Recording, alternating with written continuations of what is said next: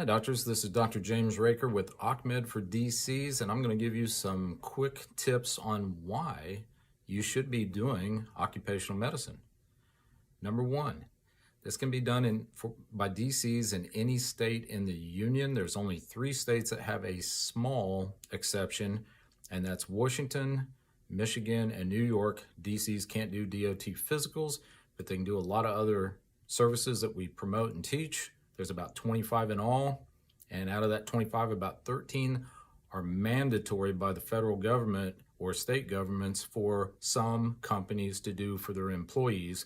So it's mandated services, which means it's all cash. There is no insurance to deal with, and they have to get it done. And you can do it in any state. You can do it in small cities, large cities. It's everywhere. So we'll go through in another section here some of the other advantages to OccMed, but that's your quick tip on why you should be doing this.